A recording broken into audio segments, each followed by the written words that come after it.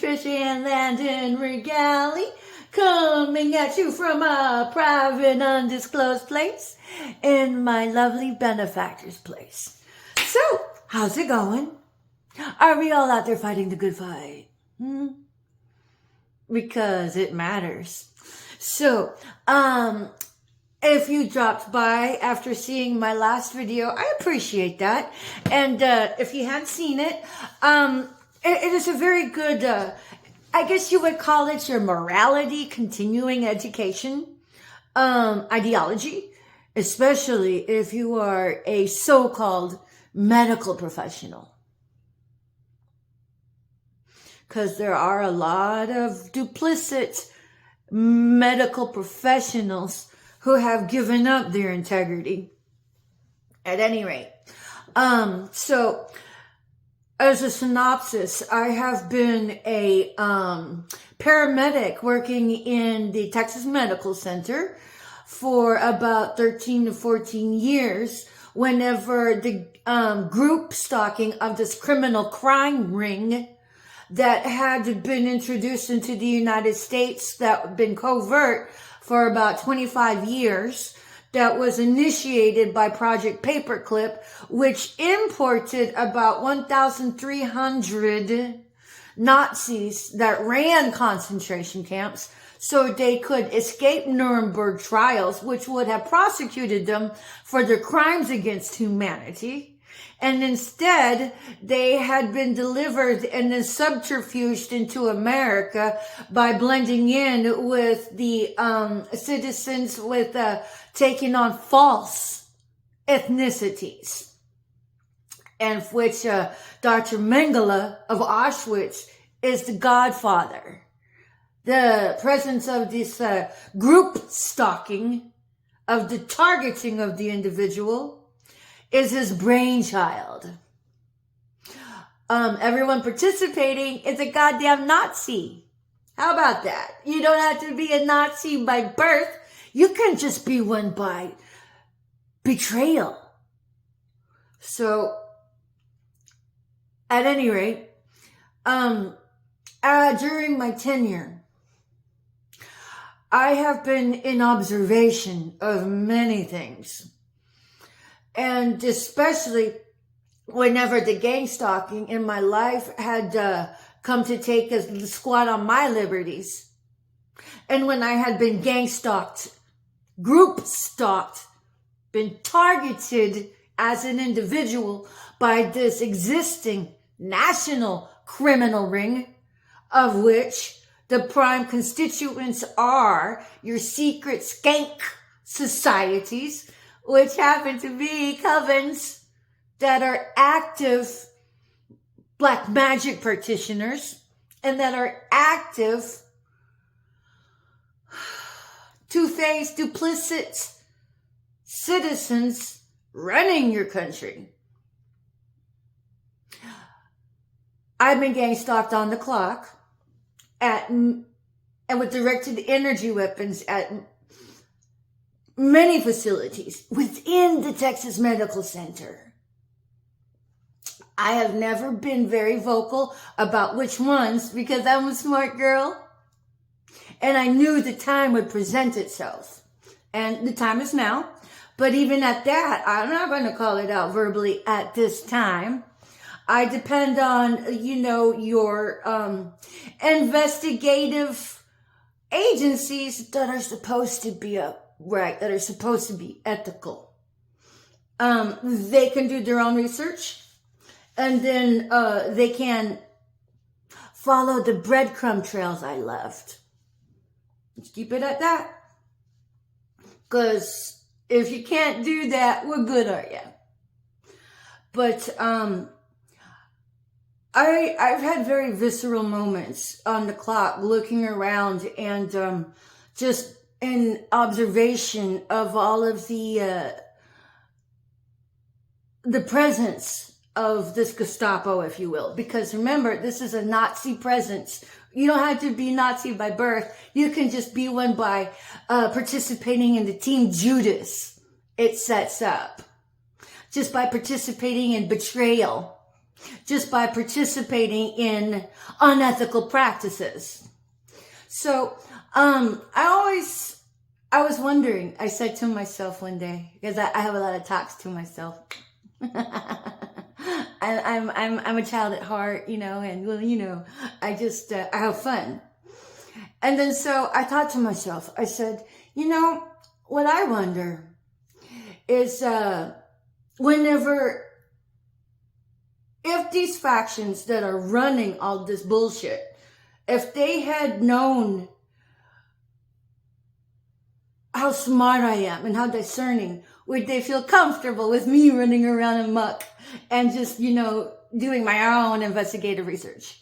Because I knew it would come one day to where it would be, boom, Little Flower speaking up and speaking out, and people actually listening. And I wondered if they would welcome that Little Flower into the pea soup, because they'd be like, oh no. We need to conduct business as usual and be Team Judas as usual. But we don't want anybody that has any forthright, critical thinking of independence spying in on our duplicity. And so, no, I've come across some shady ass shit. I mean, beyond shady ambulance. I'm talking like, okay, this is what just came to mind because, I have not documented all of it as it came up. And then so one of my instances came up. And so had we got dispatched to a freestanding ER and to, of course, go to take our patients to a higher level of care, which was a hospital. I'm not saying the when, where's, and the who's or anything. Not at this time. If somebody wants to, come have a real conversation with me, maybe I might. I left the breadcrumb trail out there. Y'all can just figure it out. Because as it is, nobody came to me when I said, hey, this homeless ministry poisoned my food. I could taste it. Well, can somebody come get it and do a run-on, do a check? Nobody came to show up for that. So as far as I'm concerned, between me and the ops, I really don't give two shits if they come talk to me or not. I wash my hands, so don't think I'm going to go chase anybody down to be like, hey, let me tell you what I know. Fuck that. I have living to do. And besides that, Abba got me. If you don't know who Abba is, that's God. That's what I call God. And besides that, if Abba wants to pull the plug, he don't need me. He can just do what he does. He's the rock star of all ages, honey. This is his dope show. I'm his girl. I'm Abba's girl. But at any rate, a lot of times if I am not aware of something and I question it to where I'm like, where? I just put it in my mental filing cabinet and it'll make sense at another time. It made sense today. Oh my God. And so here's for instance, okay? So whenever we went to this particular freestanding ER, chest pain, bring them over to a higher level of care. This was at a particular hospital. And then so we get in there and the gentleman is, it's a male. And I want to say he's like 24 years old, I think. And ST elevated myocardial infarction. He was having a screaming STEMI.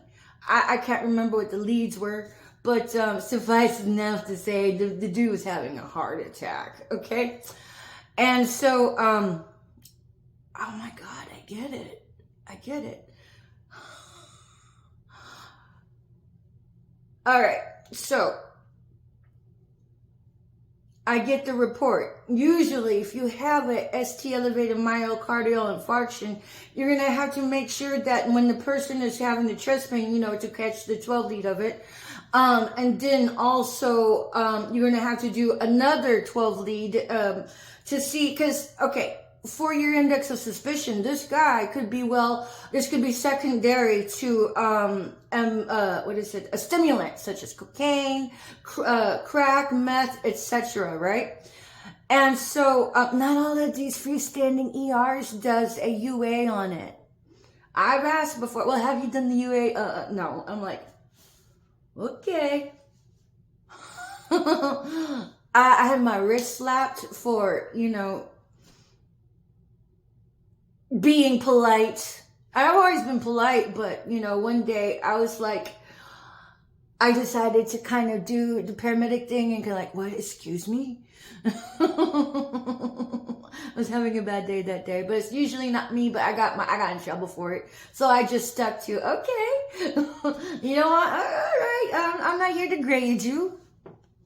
And, honestly, I never said anything. And you know what? I never talked ill about that particular place. I kept it to myself. But I guess I walked away with more questions than anything. But so the doctor,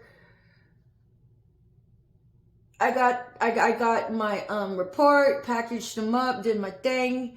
And what I've noticed is that sometimes whenever I get my patients, that the doctor or the facility doesn't really tell the patient jack all. And I've learned to kind of weigh that in, because it's kind of like my job is to facilitate the transfer of care without missing a beat, and then to give the report and actually do my own assessments and then my own teaching. And so whenever I got this guy in there, because he's wanting to bail. He's just like, I don't need anybody's help. I'm like, and I will be like, let's think this through. Because I'm a patient advocate. So as it was, is that the doctor did not tell this young man he was having an active heart attack. Did not tell him he was having an actual heart attack. I told him that. And then he saw how, he saw the gravity of the situation, and then actually was very, how can you say, amicable. Instead of, I'm going to get out of here. So when we get to the ER, and then they're like, this is my patient? Because they're expecting somebody geriatric, And so I'm like, yeah, this is your patient. I'm like, I know. I'd have been expecting somebody older too, right? And then, so it just dawned on me just now. I'm like, why would a doctor not tell their patient he's having a heart attack? I'm all like, I don't judge. I just do my job and I'm out of here.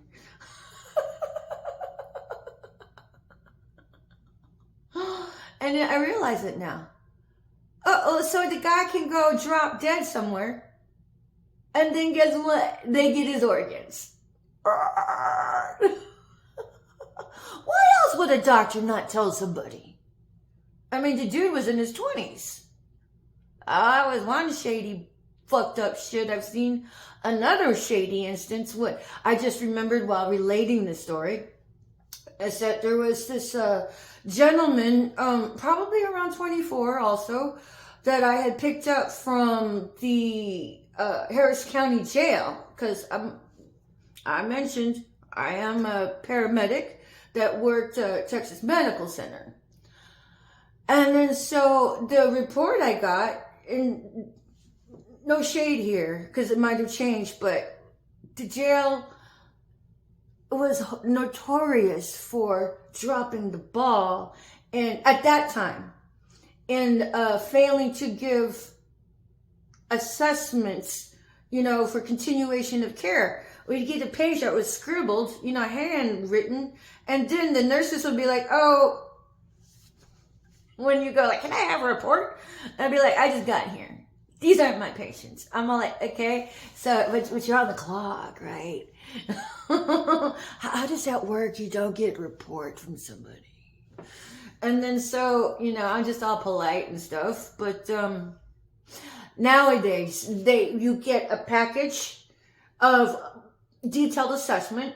And a lot of the doctors now that I've, interfaced with, because a lot of times when I ask for the report, nurses will give it to me, but they prefer the doctor to have the interface one-on-one with the paramedic.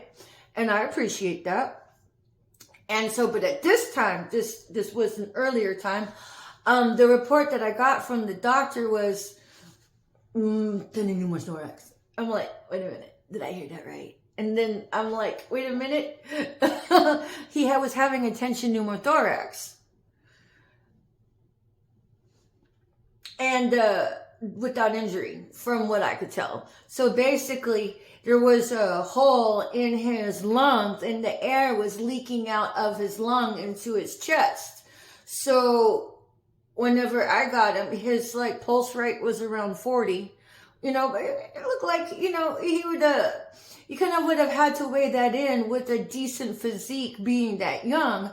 But then he had bilateral jugular pulsations.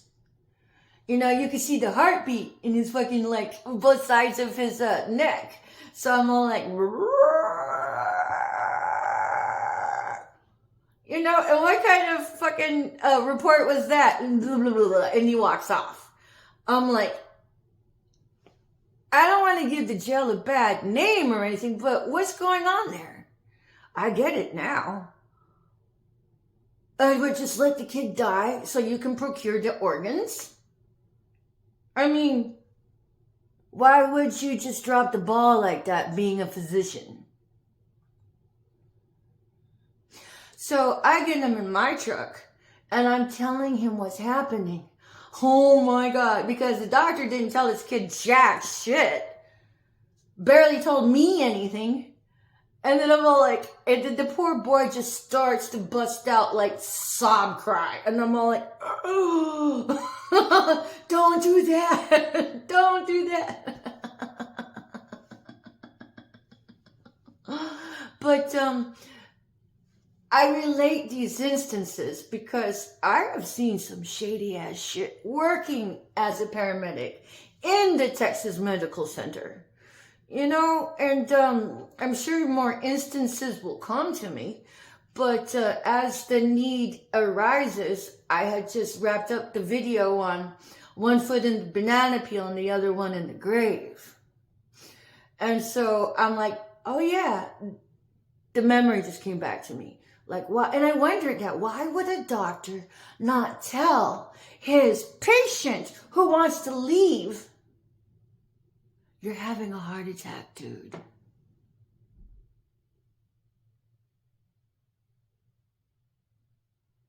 And then, yes, I am cerebral as fuck. To be polite is a strength. To be kind is a strength. A lot of you fuckers had mistaken my upbeat personality for not being really smart. And when it was just the opposite. So at that moment, towards the end of my tenure as a paramedic, sitting there just taking it all in, because I was saying bye. I love my career. I love my gurney. And I know these assholes that are so full of egotistic bravado, they would just tear up my reputation anyway, no matter what kind of integrity I've built for myself as a woman who had dreads at the time. Because no matter what any of you people did, slandered, libeled my reputation as a paramedic, there will always be somebody out there that will come out of the woodwork and vouch for me. And I'm not just talking about patients either. Now, I'm sure you could buy off everybody. You've managed, and I'm talking to the opposition here, that did manage to buy out my family members so they could snivel and grovel. Marcella Comiskey, Tim Regali, Barbara Regali, Paul Regali, Monica Regali, Brian Rice, Don Renee Snake Barber. there will always be another medical professional out there that will remember me, that can vouch for the integrity and the quality of care that I've delivered. So if you ever thought, because look at her, bitch, I am in control of my mental faculties, my assessments, and I still have the heart of a child because the Bible says to have a heart of a child. And so I'm like, okay, heart of a child that was an hard stretch. I, as a medical professional, made differences in the lives I've encountered because it wasn't always about, the valor of life or limb. Because there are a lot of professional paramedics that out there like, oh my God, dialysis calls are a waste of my certifications. I should be doing much more than this. Oh yeah, because your certification was there to prop up your ego, right?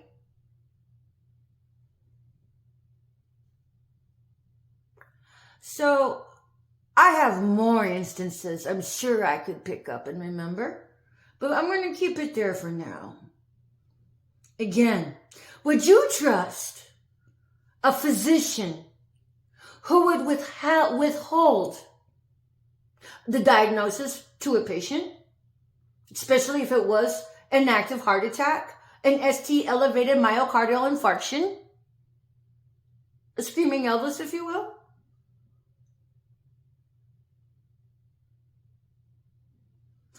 I bridge the gap between the unethical and the ethical. You can never find a price for me to sell out my integrity. So, if you allowed the Gestapo presence, the Nazis, to weigh into your ego by finding your sellout price, you got some serious problems. You have placed eternal damnation before your soul. And if you taught your child to run psychotic game on somebody, you have placed eternal damnation in front of their soul as well. You might want to fix that. At any rate, Patricia Ann Landon Regali coming at you from the privacy of my beloved benefactor's estate. Bye for now. I'll see you in the next video.